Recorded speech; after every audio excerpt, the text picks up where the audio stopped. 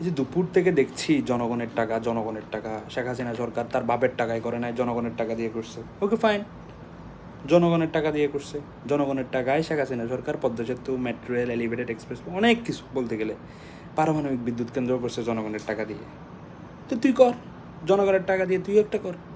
পদ্মা সেতু শেখ হাসিনা সরকার এদিকে জাজিরার দিকে করছে, তুই পাটুরিয়ার দিকে আরেকটা কর জনগণের টাকা দিয়ে। এই টানেল করছে কর্ণফুলী নদীর মোহনায়, এদিকে ওই কালুরঘাটের এদিকে বোয়ালখালীর মানুষ খুব কষ্টে আছে ব্রিজের জন্য, তুই এদিকে ব্রিজ না করে জনগণের টাকা দিয়ে একটা কর্ণফুলী টানেল কর। এক হাতে ভিডিও করতেছে, নাহলে দেখাইতাম কীভাবে তালে দিব, খুব অ্যাপ্রিসিয়েট করবো।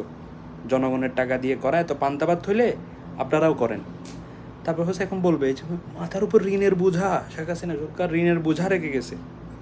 তারপরে তোর চেহারা, তুই বাংলাদেশ ব্যাংকে যাতে তোরা 1 কোটি টাকা তো ঋণই দিবে না, ঋণ আনা এটাই তো একটা হ্যাডামের বিষয়, লোন নেওয়া এটা, তোর তো একটা লোনই দিবে না।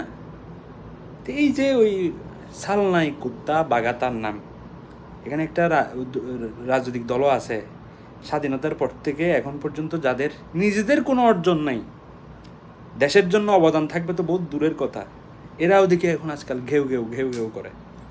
যাই হোক, খেলা তো চলছে, আরও চলবে 5 বছর। বে টার্মিনাল এখনও বাকি, গভীর সমুদ্র বন্দর এখনও বাকি, মিরেশ্বরা ইকোনমিক জোন এখনও বাকি, তারপর ওই 3rd টার্মিনাল তো ডিসেম্বরেই হচ্ছে উদ্বোধন, খেলা হবে, আর তোমরা জ্বলতে থাকবা।